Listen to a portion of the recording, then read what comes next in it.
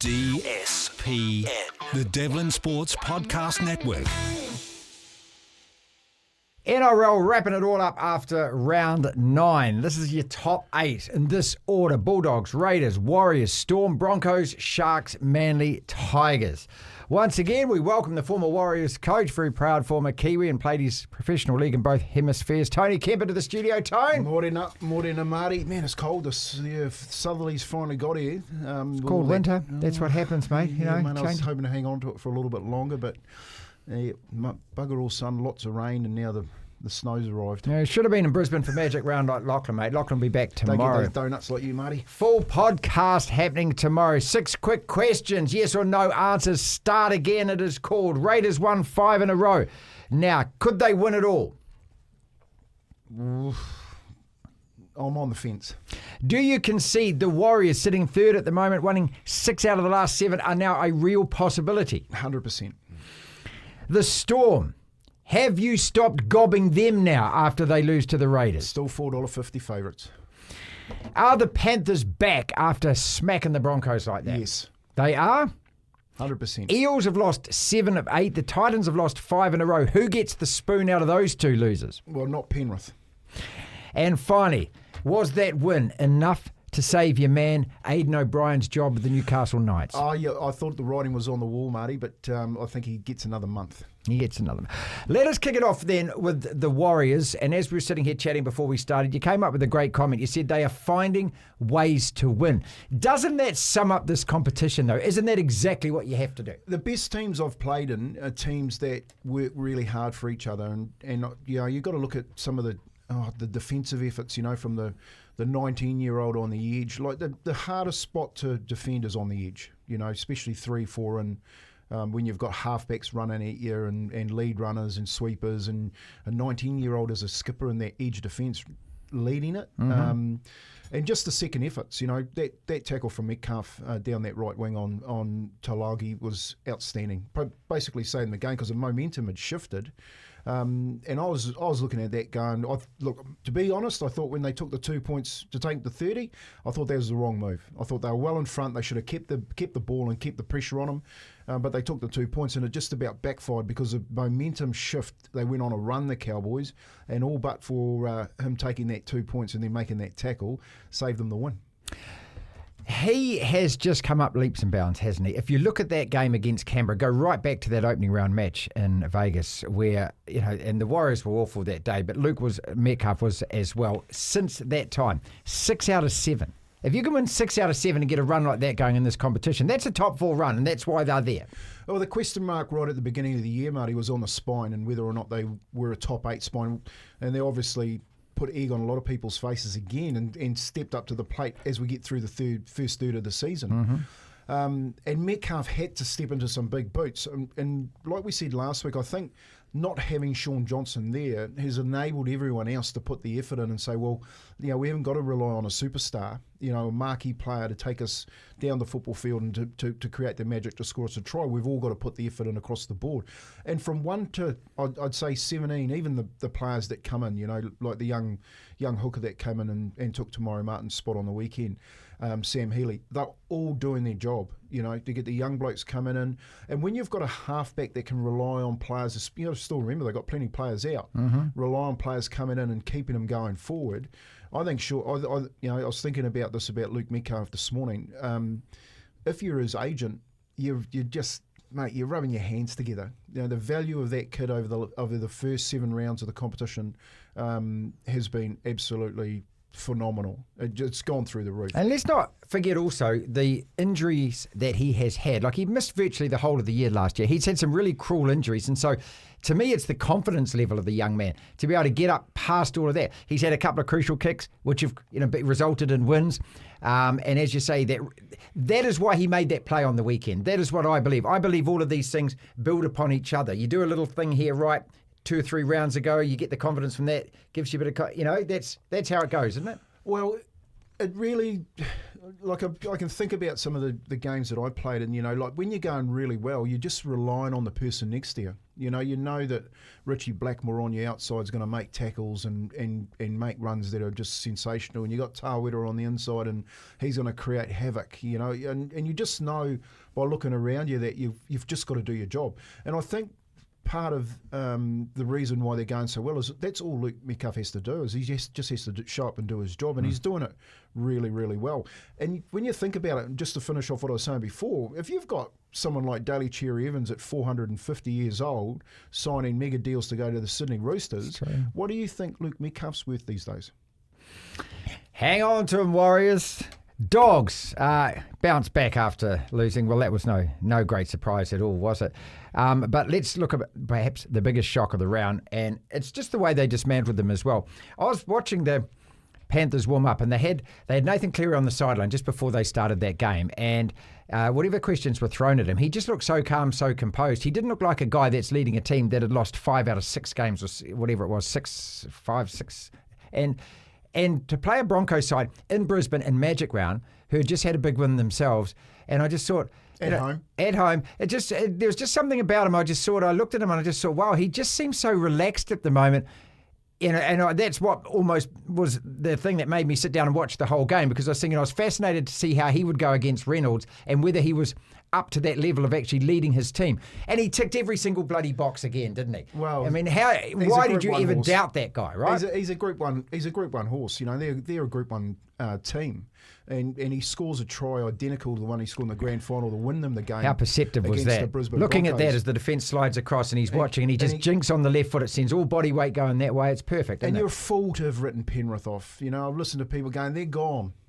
We're a third of the way through the season, and the false economy of the competition, when you look at it numbers-wise, you've got to remember now there's 3 buys.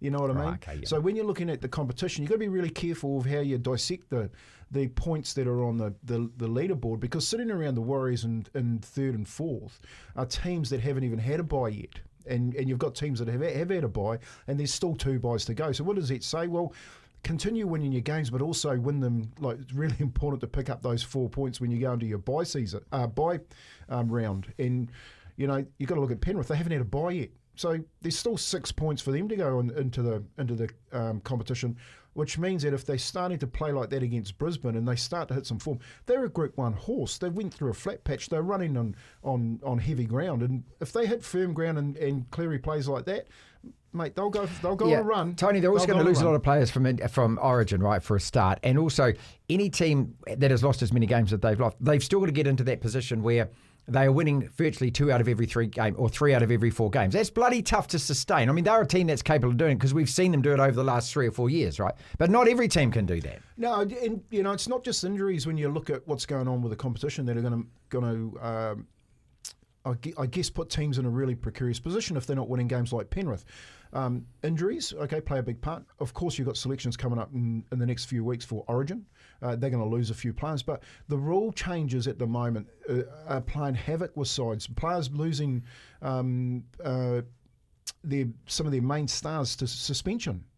So you're going in, you're seeing all these blokes being sent to the sin bin. They're spending 10 minutes in the sin bin, but then they've got to go and face the judiciary on the Monday and possibly miss 2 to 3 weeks. Mm-hmm. Now, when you're thinking, give me some luck, let me get through uninjured with some key players, a key player could simply be sitting on the sideline for 4 to 5 weeks if they get the height wrong in their tackle technique. And for me, that's a real issue at the moment. Okay, so what we saw in Magic Round compared to the previous round, obviously the referees had to talk to, the bunker had been spoken to as well. The last thing they wanted to do was have another 18 sin binnings across that round. That was ridiculous. Okay, so, but it was almost like the extreme to get the point across. That's what I thought it was. And, the players weren't making those tackles as much as the referees weren't enforcing it, as much as the bunker wasn't jumping in. So it's a combined effort, isn't it? Well, you've got a pot here, Marty, with a big stew in it, and you're trying to pull out everything here about rugby league. The first thing is you can't send 18 people over a round of footy to the sin bin.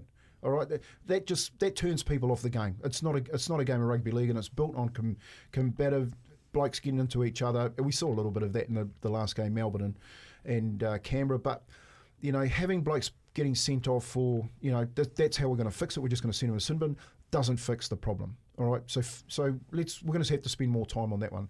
The second part of it about rugby league is that, mate, I'll tell you what I worked out on the weekend. Rugby union is in the shit. Oh, no, but bollocks, mate. Look at Super Rugby. It's a fantastic competition. Mate, Super Rugby is a bore. Compared to you go and watch Magic Round, and you watch not just Magic Round, but what happened over that weekend. Rugby union can't do that. Okay, Rugby union can't compete with Magic Round. I give you that. But this Super Rugby competition at the moment. Oh, well, yes, it can, because it competes with it on other levels like international rugby, and the NRL can't compete. You jump out AFC, you jump straight into Super Rugby, and then you look at the Magic Round and the way that the NRL's going, and you think that those two are above NRL. I'm telling you, what I saw on the weekend is that the model of the NRL is absolutely great. Oh, it's a brilliant comp. There's no question about that. But I don't think you can compare it. Super Rugby's not the NRL. The international game is where rugby has its lead over rugby league. Oh, 100%. And it always will, because you've got the All Blacks playing, and that's going to dominate this country like nothing else against South Africa. Those two games are bigger than anything the NRL throws up this year. 100%. And again, we're going down a little rabbit hole here, because that's another question talking about the international game. But we'll get to that when the internationals come around. But at the moment, what I'm seeing around this competition is you've got, look, we said that last week about the Warriors going to Brisbane. It's a home game. Like, seriously, if you have a look at the crowd, the way that they carried on, the roar, got into the roar as they came out, yeah. You know, you've just got this a home away from home. I remember me and Ando sitting in the grandstand when Sione Faumuna chucked that ball over his head to Ivan Tumavavi to score that try, which was a fantastic game. And I remember sitting in ANZ Stadium playing the Broncos there, looking down, and every time we got the ball, I was like, man, we're at home. Yeah. Oh, the Kiwis come out. Than Brisbane. So look, let's not go down that. Is it better than this? Is better than the NRL is a standalone competition. It's better. I love the NFL. I love the Premier League. I love the NRL. I think all of these competitions have got it right. AFL, which I don't watch, has got it right. Because as far as they're just Aussie centric, and they don't need to try and sell this gospel anywhere else in the world, which is what I think a lot of sports make the mistake of doing. The AFL is the most popular sport in Australia, and it just is Australia centric, right? Well, you've got to be really careful with the AFL, because NRL will head down there if they don't take what they have with the international game at the moment and grow it. Okay, so the NRL was heading towards an AFL model, which was just centric rugby league in Australia, with an odd team like New Zealand and Papua New Guinea coming in to play with it, with no international football, because that's what the AFL are. They play that game at the end of the year where they head to Ireland and play Gaelic football, a hybrid game. International football, and I agree with you 100%, is where rugby union has it over rugby league. Yeah, well, that's just rugby league's dumb fault, mate, because the international game is a fantastic game. International rugby league, I grew up on it like you did. Well, I love it. It was a great international, I think, is a great product at the moment. When you're looking at the players that are playing in the competition, they're on the cusp of something massive in the international game if they get behind it and support it. Yeah. I mean, what Tonga and what Samoa are putting out now in terms of their teams, I mean, this is exactly what it needed, right? So let's continue this conversation. The only people that are holding back the international game is Australia. Yes. 100%. Of course they are, So mate. you remember when they used to tonk us every single year. Anzac Week, 3 test series down here, whether we went over there, give us a hiding. They're happy for everything to remain the same. As soon as the shoe's on the other foot, of course. And Tonga, Samoa and New Zealand be competitive and start taking their players, no, we don't want international football. We've got to do something about it. Look, it's the same as what World Rugby did when Manu Samoa in 1991 got through to the quarterfinals of the Rugby World Cup. All of a sudden, all the old boys up there, Scotland, Wales, these sides don't want to be beaten by the Island boys coming up and beating them, mate. So they've made a lot of talk, a lot of rhetoric about how they're going to support the game and everything. 30 years later, what's happened? Stuff all's happened. And so this is what I worry about international rugby league as well. Look, now you've got a potential of, you haven't got the depth of rugby, but you've got 5, maybe 6 teams in international rugby league who are really competitive. Oh, 100%. Right? But what you got in the middle of international... But where's the competitions, Tony? Exactly, because what you got in the middle of the international competitions is a thing called Origin. Yeah, well, that's what all Australia cares about, because that's the big cash earner. When Origin was vanilla, and there were no John Fafitas that were playing for St George could make the Origin side, it was fine. Wally Lewis, Gene Miles, Greg Dowling, Alan Langer, so forth.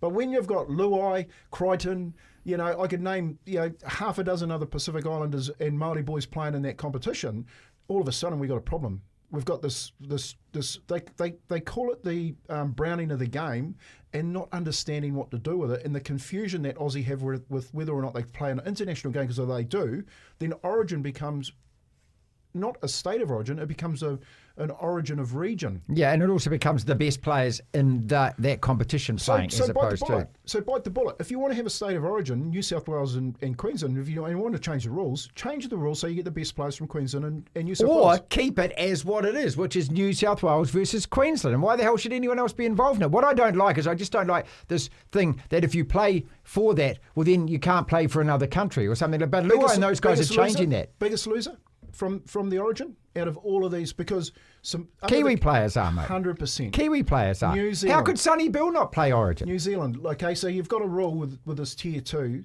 playing, while Tonga, Samoa, whoever playing in tier 2, what an absolute rort that is from the NRL and the Australians. So you come and play for us in the biggest competition in the world, but you can go back and play for your country because you're tier 2.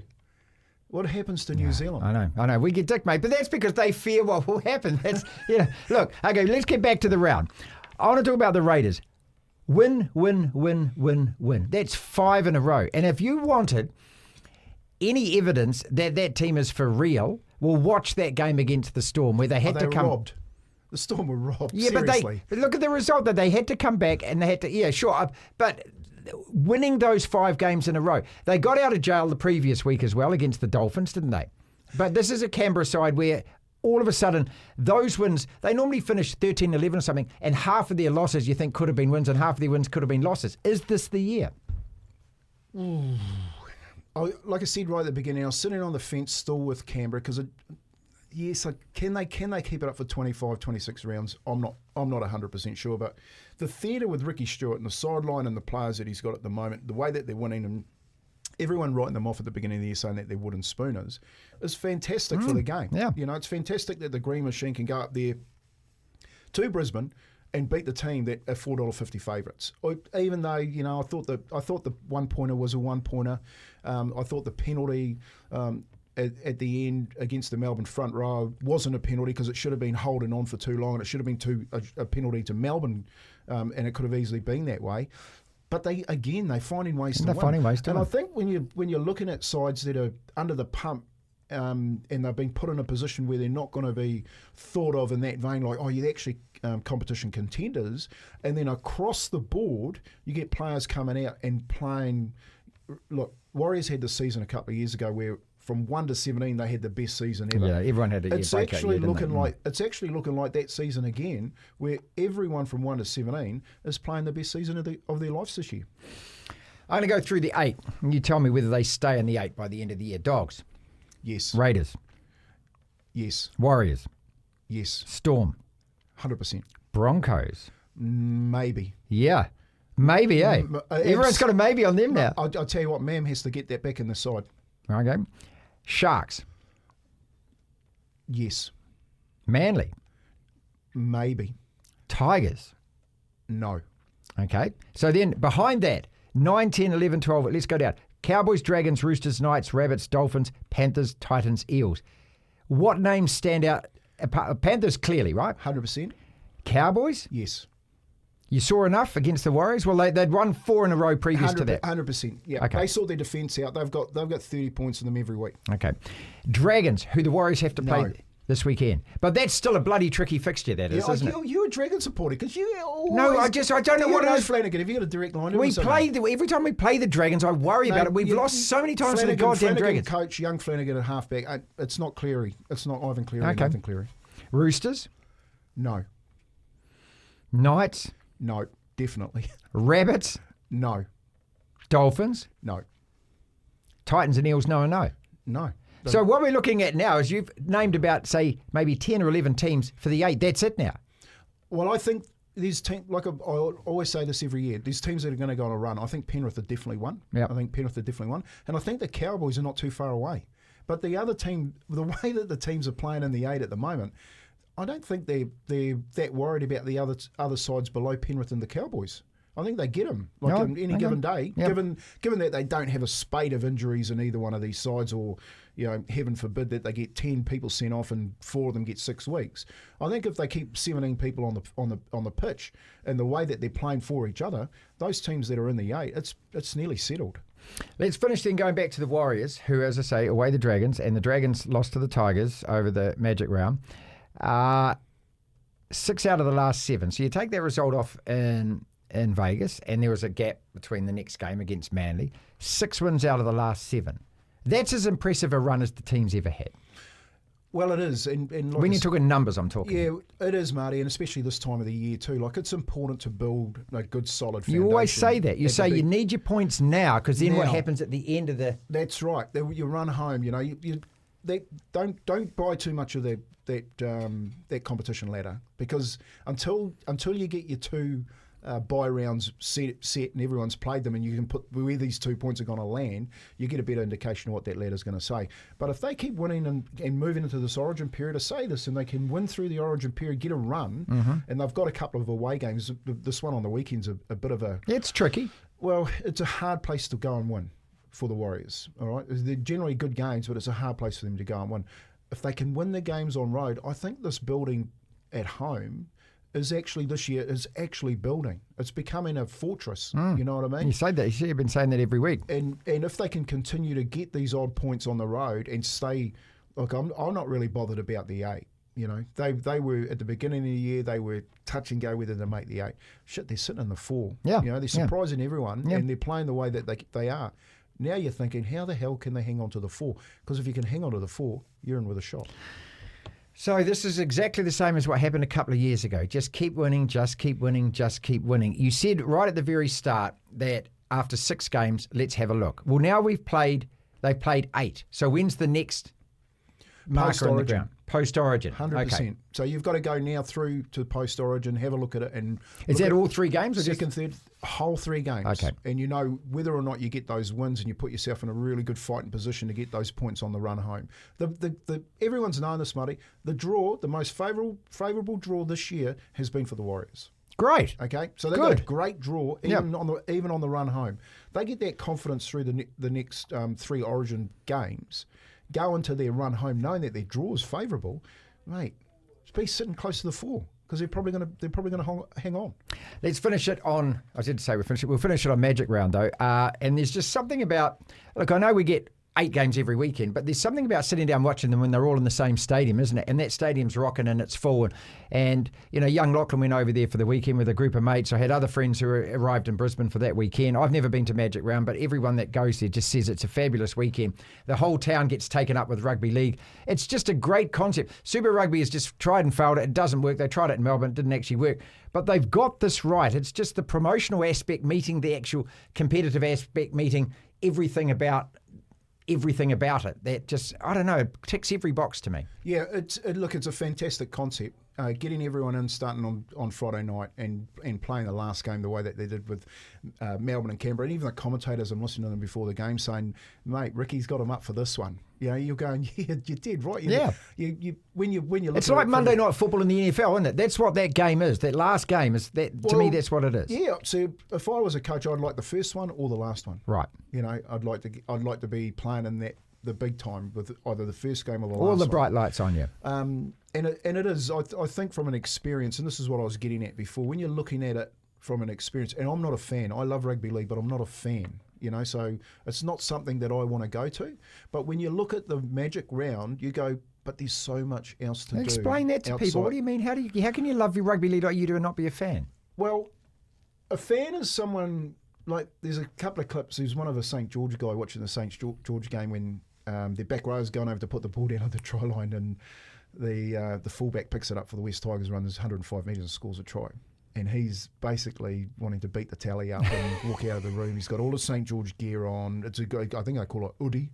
Went up with a hood, and I think your kids wear them, and he's basically ruined his week. Well, that's not me. Oh, okay. Okay, so I'm more of like analysing what's going on and watching the game as a purist of rugby league, and like to do this with you and have an opinion about a football game. But I ain't going to go and jump off the bridge. Right, okay. So it doesn't wreck your life for a whole week after. Mate, it's like, okay, what's for tea? Right, okay. Yeah, I get it. Yeah, because that's what I do with all of my teams. I sulk for days. I'll tell the story. I didn't really understand how parochial New Zealand was. These 2 instances. I came back from England. I've been away for 14 years. I'm down in Taranaki at Yarrow Stadium. My mate Doc, And Colin Cooper's a coach who's another friend. He used to coach. They played together for Clifton. Clifton, no, that's good. He used to, because I was going to say, when they won it, there was a horse was playing and he was the coach. So Cole Cooper's sitting over there coaching, and Doc's sitting in the box, and we're drinking red wine, and all the boys, Alan Sherrick, and Bruce is in there, and we're all just having fun, and Doc's screaming at Coops, "Run grids, Coops!" And I'm thinking, what the hell are grids? I forgot what that. And I'm more watching Doc going, hell, he's an actual fan, mate. I forgot the game because it was more fun watching him. The second one was I went around to a mate's place to watch a Warriors game in 2007 after I'd finished with the Warriors.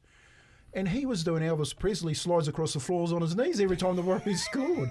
And I forgot the game. Right. I got scared. I was like, this guy's nuts. Absolutely. Didn't spill a drop of his Jim Beam. Fantastic. That's it. Yep. Unbelievable. So when you're talking about being a fan, I actually like to lock myself in my dungeon, turn the tally on and watch it myself and text blokes like you when you say, hey, man, it's going well. Yeah, man, this is what I'm seeing. Right. Yeah. And then going upstairs and having tea with the family. We'll do this again next week. This is the DSPN.